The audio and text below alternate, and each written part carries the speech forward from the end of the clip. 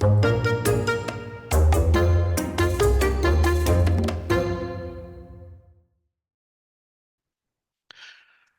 you, everyone, and welcome to the OTL's virtual Lunch and Learn series.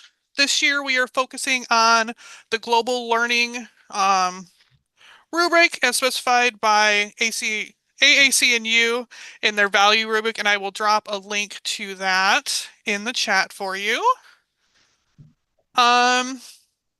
Just to do a little bit of level setting, global learning is a critical analysis of an engagement with complex, interdependent global systems and legacies, and their implications for people's lives and the Earth's sustainability. Through global learning, students should, one, become informed, open-minded, and responsible people who are attentive to diversity across the spectrum of differences. Two, seek to understand how their actions affect both local and global communities, and address the world's most pressing and enduring issues collectively and equitably. And I'm guessing we could probably all agree that that seems like something that is extra critical right now. Just a little bit more framing.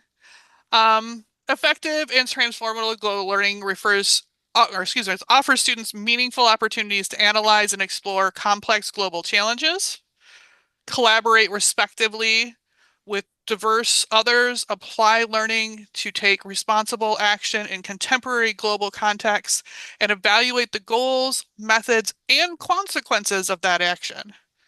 Global learning should enhance students' sense of identity, community, ethics, and perspective taking. Global learning is based on the principle that the world is a collection of interdependent yet inequitable systems, and that higher education has a vital role in expanding knowledge of people and natural systems, privilege and stratification, and sustainability and development to foster individuals' ability to advance equity and justice at home and abroad. As you can imagine, global learning cannot be achieved in a single course or a single experience, but is acquired cumulatively across students' entire college career through an institution's curriculum and co-curricular programming. And that's part of why we've chosen this as an item for the virtual lunch and learn this year. We feel that bringing global learning into every classroom is helpful for our students. It not only prepares them for being better citizens here, but for their careers as well, and connects to how they'll work in their careers later on. Today, we are specifically focused on knowledge application. And in that context of global learning, the application of an integrated and systematic understanding of the interrelationship between contemporary and past challenges facing cultures, societies, and the natural world on the local and global levels, an ability to apply knowledge and skills gained through higher learning to a real-life problem solving both alone and with others. And we are privileged today to have Lisabeth Hock, Associate Professor of German and Director of the Junior Year in Munich, to share some of her experiences and how she applies this in one of her courses. I will turn it over to Lisabeth. Or at least... Hi, thanks, Tanya. So I'm actually not going to talk, well, this started off as a course I piloted, but it's not my course anymore. I direct the junior year in Munich. And what I'm going to talk about is the way that we set up our internships in Munich. I think that there's a lot of, I don't know, I think sort of doing things in another language abroad is basically universal design. So I hope that this is all applicable to what people are doing here as well, and the kind of things we're thinking about. The global learning girls are very lofty and huge, and when one reads them, one sometimes feels overwhelmed. So what I'm talking about is a little bit more grounded, but I think is related. Actually, if we can go forward 2 slides, yeah, to the next one here. So here is the rubric, actually, again, for kind of global learning values, and Tanya gave you the link to this. But as far as what we're looking at when we're talking about internships, and especially overseas internships, so our students go on the program for a year or a semester. It's an immersion program. They're expected to have 4 semesters of German or of college German or the equivalent to go. And they have the opportunity to do internships their second semester. How do these internships help global self-awareness? Students have to be aware of themselves in a professional context that's different from what they're used to at home. How does it involve perspective taking? They have to, I'll show you this at the end, they have to create an internship portfolio in which they reflect on cultural differences. I had a timer I wanted to start here, and it seems not to have. Let me get it going here so I don't go over. There we go. Cultural diversity. So even though some of the students will have been in Germany for a semester already, professional culture is very different from student culture. And so I think, looking at culture very broadly, as soon as any of us send our students into a work environment, they're into a very, very different culture from the one that they're used to. And this is really important for them as college students. Personal and social responsibility, we are talking very, very basics like being on time and being able to deal with conflict. There's a very different sense of time, actually, and a very different sense of what punctuality means in Germany than in the US. So these are really important issues. These last two, understanding global systems and applying knowledge to contemporary global contexts. Students, I think, on these are at very different levels depending on their internship. Some might be at a benchmark level, some might be at a milestone, and some might be at a capstone level, depending on what their internship is. But they're all applying their German knowledge. And usually in their internships, they're also applying the knowledge that they have from whatever their majors and minors are. We are definitely tying students into these global learning rubrics when we have them do their internships overseas. So the next slide, please. So here's just a sense of some of the recent internships that students have had, starting at the upper top row, starting on the left. A student was at an independent radio station. She was a communications journalism major. The next one that says Lighthouse, that student was a psych major. She was working at a refugee center. The DHL one was a geography major who worked at a food logistics company. This one second from the right was a student in international relations who was working at a political party at the city hall. And the one all the way on the right at the top was actually a German major who worked at the National Socialism Documentation Center. In the bottom row on the left, this was a biochemistry major who worked at a pharmacy. And then we have a student studying German and history who worked at a museum. A student who was a global studies and German major who had an internship at an insurance company, and then a German major who worked with the stumbling block project, which is a project to kind of, I don't know if you've heard of it, to put down at the site where Jews lived or were deported, sort of leading up to and during World War II, to put these blocks in the ground. It's called the Stumbling Stones Project, and he was involved with that. So this gives you a sense of our internships. They're very broad. Sometimes they fit directly with a student's major, sometimes they don't. But as you'll see, we are also trying to help our students to really frame what they're learning and what kind of skills they're gaining. So here on this next slide, so one thing that's I've kind of learned about study abroad is that there used to be this notion that if you just sent students abroad, they would automatically become linguistically proficient, interculturally proficient. And if you threw them into an internship, they'd know how to articulate what they did in that internship. And we're finding that that's not the case, that one needs to approach these things in a very mindful way. And so we have a preparation process for the internships, and then there's kind of a a course that accompanies them that helps the students really to reflect on the skills that they're gaining, what they're learning, what they can do. So this is a preparation. It's a video, but it gives you a sense of also what we do with the students sort of one-on-one. So we talk about them sort of preparing their resume. And the first thing that they need to talk about, and this is at 143, is their hard skills. So when they're sort of formulating their resume, what are the hard skills that they have? And this includes their linguistic skills, but do they have skills in data management? Do they know anything about social media? Do they have digital competencies? Do they know how to use any programs? Do they have any sort of skills in customer relations or marketing? Do they have skills working in a lab? So we try to really get them to think about what they can do when they're applying for their internship.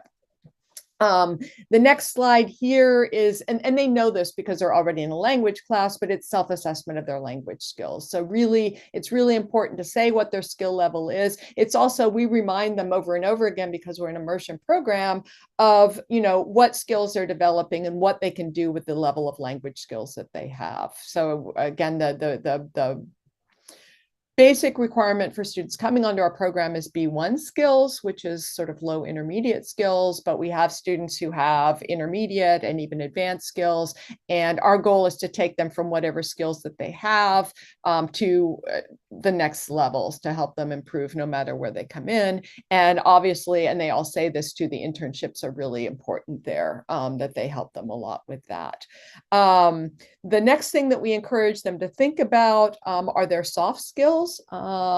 And how do you articulate these on a resume? So what is their personality like? What is their discipline? Do they have self-discipline? Are they ready to learn? What are their social competencies? How are they, are they good working with the team? Are they good at doing compromises? And then also, what are their methodological competencies? So are they capable of learning more? How do they answer? How do they deal with problems? Are they motivated? Are they efficient? So we're sort of training them to think about so hard skills, soft skills. And then the third area that we want them to think about when they're putting together their resume is this, and this is particularly important for us. And this is why sort of if they can't find something right in their area, I want to, be a dance instructor, and it must be, in modern dance. My internship, we want to sort of teach them that, you're gaining intercultural competencies.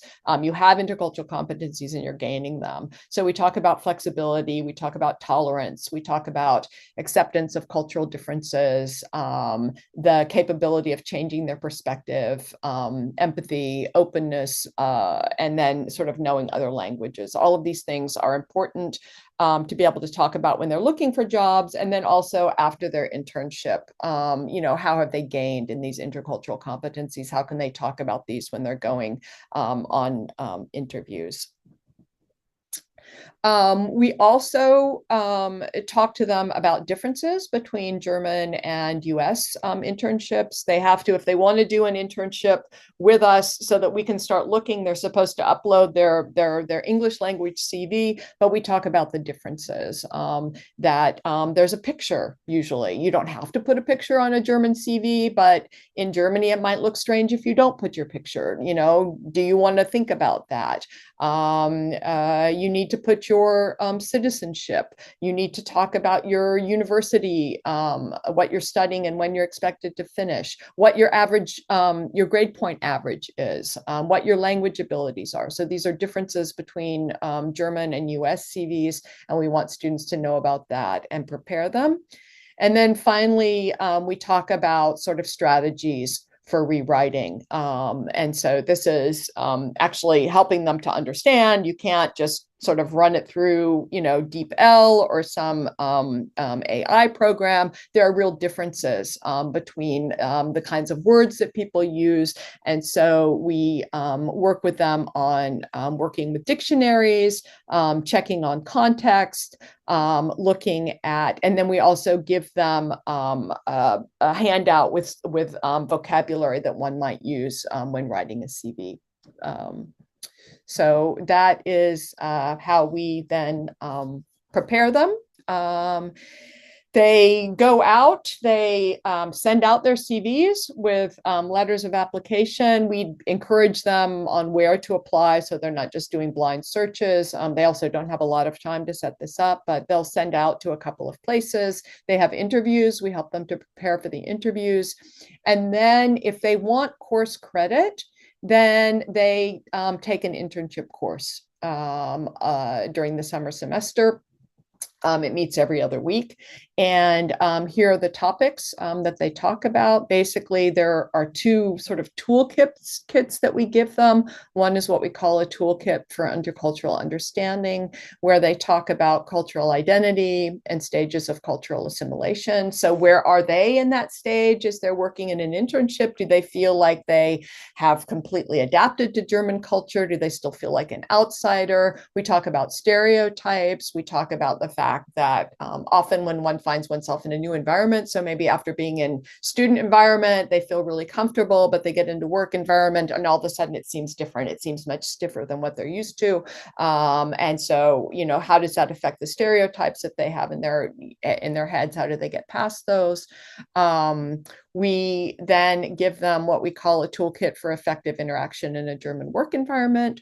We talk about basic differences between German and US culture. So differences as far as formality goes, as far as punctuality goes, as far as openness goes, as far as what you talk about, in your free time. So Germans, it's quite interesting, right? Because sort of like lunch breaks are really important, and there's this kind of built-in social time in the German work environment that isn't necessarily there in the US work environment, but there are taboo topics that you don't talk about, in this built-in social time. So, you don't really talk about your personal life. You don't talk about, the bad time that you had. You talk about really general topics like your vacation. So we talk about those kinds of things.